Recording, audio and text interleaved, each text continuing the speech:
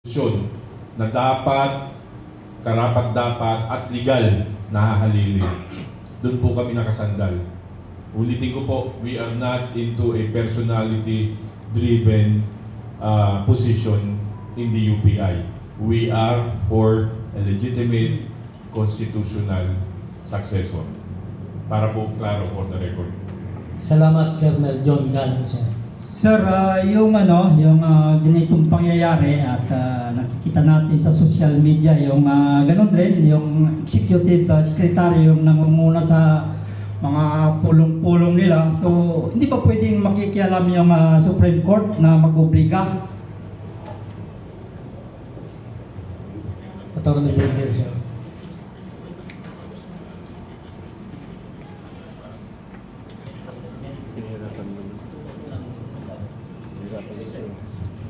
Pakiulit nga. Nakikita natin yung pagkawala ng ilang araw ng Pangulo at nagkaroon ng mga pulong-pulong, di ba? At yung executive secretary yung nangunguna sa mga pulong. So, ang tanong ko, yung Supreme Court natin, di pwede silang makialam na mag-obliga na kung sinong pwede nang hahalili. Alam po ninyo ang ating Korte Suprema, makakaakto lamang pagka merong justiciable issue. Pagka merong reklamo at nakita nila na ito ay kinakailangang aksyonan, kinakailangang desisyonan, saka lamang sila makikialam. Ang Executive Secretary po natin ay head ng mga cabinet secretaries kasi siya yung Executive Secretary. Ano po? Kumbaga sa ordinaryong, sa kumpanya po, sa kumpanya siya yung Chief Operating Officer. Siya po ang nagpapatakbo para sa Pangulo. Para yung Pangulo ay makakonsentrate doon sa mga mas mabibigat na nagampanin ng Pangulo. Yung everyday, day-to-day management ng opisina ng Pangulo, yung Executive Secretary po talaga yon. Ano po? Pero kahit na po siya, tinatawag na Little President, kahit po kailan, hindi siya magiging Pangulo. Kailangan po yun talagang binigyan natin tayong mga taong bayan, yung pinagkatiwalaan natin ng powers ng Pangulo at yung pwedeng mag-succeed, yun lang po talaga ang uubra. Hindi po pwede yung OIC caretaker o acting president, executive secretary. Wala pong ganon sa ating saligang batas. Kaya nga po sinasabi namin, lahat tayo lalo sila, yung mga matataas na opisyal, nanumpa silang puproteksyonan nila, pagtatanggol nila, susundin nila ang ating saligang batas. Ay ano ngayon? Bakit? Anong nangyayari? Bakit kaliwat kanan ang pagbastos sa ating saligang batas, ang hindi pagsunod sa ating saligang batas? Dapat po tayong mamamayan mismo, talagang ipaalam natin na tama na po yung ginagawa ninyo yan. Gusto namin ngayon, ito po, mandato ng saligang batas, utos ng saligang batas, may karapatan ng taong bayan malaman ang tunay na katayuan, kalagayan ng iyong kalusugan. Ipaalam mo po sa amin. Yun ang kailangan namin, hindi yung jogging. Pwede kang mag-jogging sandali Pwede kang magpa-jumping dyan ng konti na you look okay. Tuwa po kami, ay okay ang presidente. Very good. Magandang pakiramdam dahil ay okay pala, hindi naman pala totoo yung mga nababalita Okay yun. Kaya lang merong mali kagabi, napansin nyo ba? Yung kanyang bulletin na babasahin, sabi niya, babasahin ko yung bulletin. April 14, kagabi niya binasa yun. Kahapon. April 13 lang kahapon. Ha? Kinorek na. O di okay pa rin. Di ba? Kinorek na nila Nagkaroon ng mali. Lahat naman tayo nagkakamali. Pero, medical bulletin, galing sa doktor mo, medical records, pakita natin. May mga sinumpaan po yung mga doktor hindi yan pwedeng magsinungaling. Lalo-lalo na kung kalusugan, kalagayan ng Pangulo, ating pag-uusapan, ay pag nagsinungaling siya, nako, at biglang namatay ang Pangulo, hala. Hanapin ka namin lahat. Salamat, Attorney Berger. Next, please. Good morning po. Pwede po bang other topic? Kahit isa lang naman. Pero, Sige. reaction Kahit lang. ang UPI is Open kami kahit anong topic na pag-usapan dahil lahat yan nakapaloob rito eh. Apo. Dante Amento po from UNTV. Meron po ngayong parang proposal na to postpone the BSKE and the funding for that purpose will be used sa energy emergency daw. Parang postpone muna ang barangay election dahil yung pondo ay gagamitin sa ongoing crisis. Ano pong posisyon ng UPI dito? Bago natin ibigay kay Atty. Virgil, may pananaw lang tayo dyan. Kung ikaw ang Pangulo, kailangan naglilist ka ng prioridad. May priority list ka. Tapos kung ano yung dapat na action na gawin mo, base doon sa prioridad mo. Ngayon, tama ka na pwedeng i-postpone yan. Maraming pwedeng gawin ang Pangulo na i-postpone. May election tayo ng barangay itong darating na October, September sa farm. Pwedeng i-postpone lahat yan at yung budget, pwede natin gamitin sa ibang bagay. Pwede po yan. Yan ay karapatan ng Pangulo at nakalagay sa kanya yan, katungkulan niyang gawin yan na mag-set siya ng priorities. So ibigay natin para mas malalim nating maintindihan kay Atty. Virgil. Yung pong halalan, pagka tayo'y merong halalan, ano po? Yung halalan ay kontrata. Kontrata sa taong bayan na ako ay maninilbihan sa iyo sa loob ng 3 taon bilang iyong kinatawan. Okay? So yung mga iboboto po doon sa loob ng 3 taon na yon, yung kontrata nyo sa tao, 3 taon.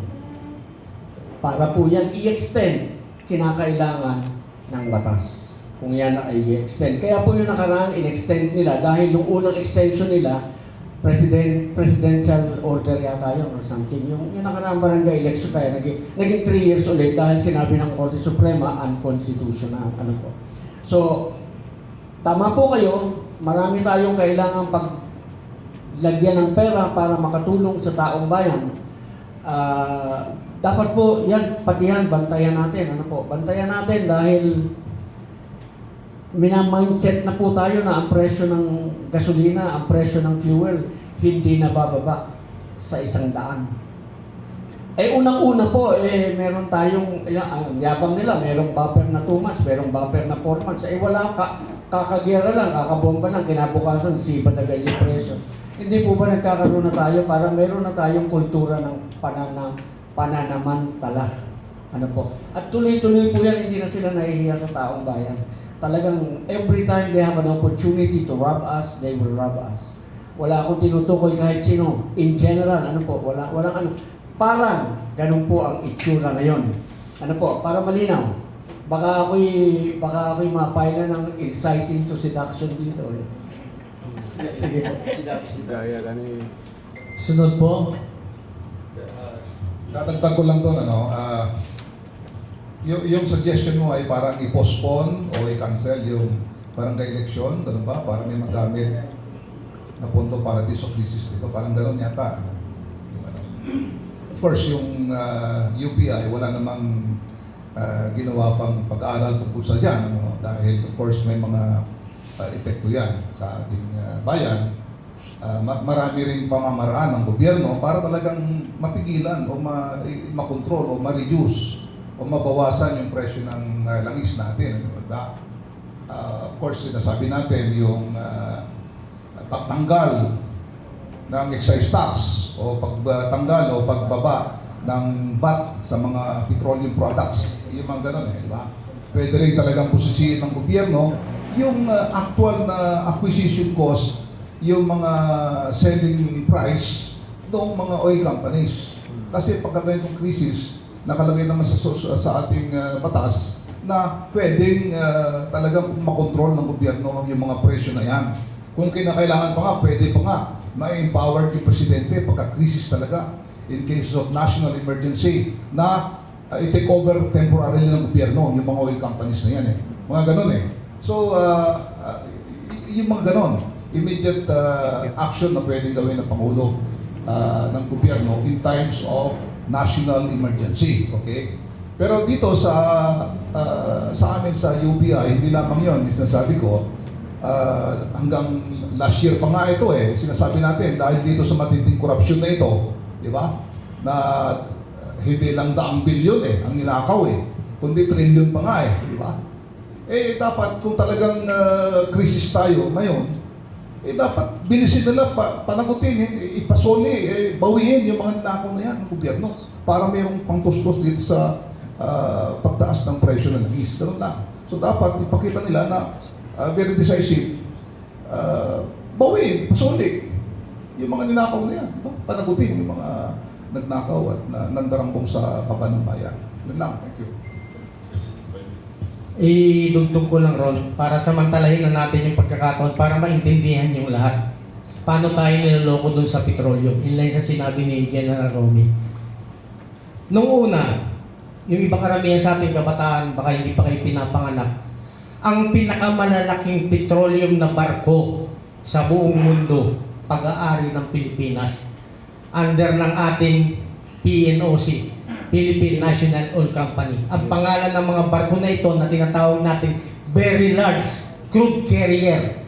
Mga pangalan nila, Gat Bonifacio, Gat Jose Rizal, marami yan.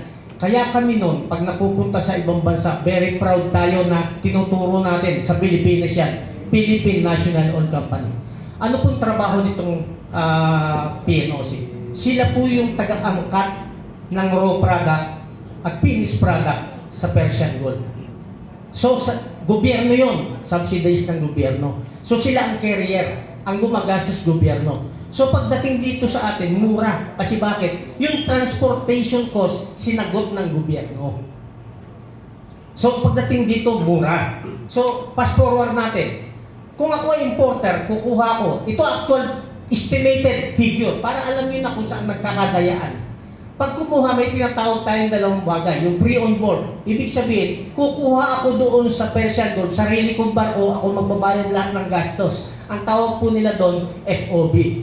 Pre-on board yan. Babayaran. Ibig sabihin, kung ano yung presyo ng pagkakabili ko doon, kung magkano yung kalakaran ng presyo ron. Sa ngayon, approximate, sa peso na para madali natin maintindihan, around 60 pesos. Around 60 pesos per liter. Kung diesel yan. O maaaring mas mababa pa, depende sa volume na o-orderin mo. Kung 60 million yan, baka ibaba ng 55. So galing doon sa pinili ko, sa akin yung barko, gagastos ako ng fuel. Papunta sa Pilipinas. So pag gumastos ako ng fuel, idadagdag ko yun sa cost sa 60 pesos. So kung gumastos ako halimbawa ng 15 pesos, per liter dun sa pag-transport, dagdag ka na naman 75 pesos na yon. Pagdating rito, excise tax, input tax, value-added tax, lahat na more or less 14 to 16 pesos. So, 75 plus 15, 19. Eh bakit 150 ngayon yung presyo? Ngayon, CIF naman tayo, ibig sabihin, sa kanila yung barko. Doon sa may-ari ng refinery, i-deliver mo sa Pilipinas. CIF, ano yun? Cost, insurance, freight, included na lahat. I-deliver na nila rito. So sa ngayon, yun rin ang lumalabas around 90 pesos eh. So bakit naging 150? Ba't ayaw nilang ibaba? Ngayon, kung isa-subsidize ng gobyerno ang transport, gagastusan nila ang transport, matatanggal, delivery pa rin dito ng pinakamahal na ng diesel natin, 60 pesos. So yun po siya. Colonel Delgado. Dugtungan ko po, kanina po kasi habang papunta rito, nakikinig ako sa balita, ini-interview po si former DOE Secretary Alcusi. At doon po sa kanyang interview, nilahad niya na po na yung time niya, yung department order na nilabas nila na nire-require itong mga oil companies to unbundle yung cost, yung cost ng pag-import natin ng refined petroleum products. Lumabas na po pala yung desisyon ng Supreme Court dahil kinontra po ito ng mga oil companies. At oligarchs.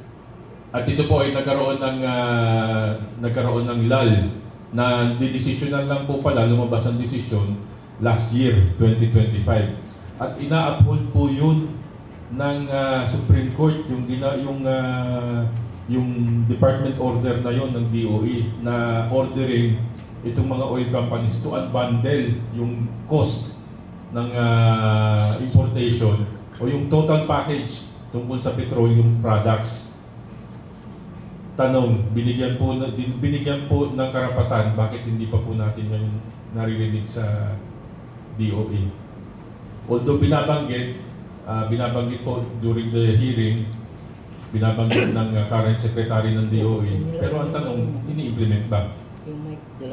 Pangalawa, ginrant na po ng ating Kongreso yung sinasabi natin emergency powers sa Pangulo at meron na po siyang kapangyarihan para tanggalin yung excise tax at saka yung VAT.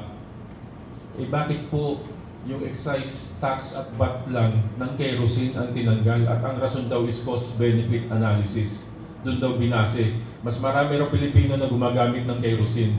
Gusto ko pong itanong baka pwede po yung mga opisyal natin na nagbigay ng idea na to sa presidente natin, sa Pangulo, lagyan natin ng kerosene yung mga sasakyan nila, tignan natin kung tatakbo. Bakit doon nyo po tinitignan sa ang napakabigat po na pumapasan dito, yung transport sector. Diesel, tingnan nyo po ang presyo. 150 dito. Sa ibang lugar po, pag pumunta kayo sa probinsya, mas mataas. Tapos ang tatanggalan mo ng taxes yung kerosene. Parang hindi yata balanse, parang hindi naman fair. Kasi nakita naman po natin sa sitwasyon po dito, binabasehan kasi natin yung maps sa Singapore Ang maps po kasi parang stock market yan parang bulungan yan So kung paano nila i-manipulate yung costing niya, madali nilang i-manipulate kasi wala naman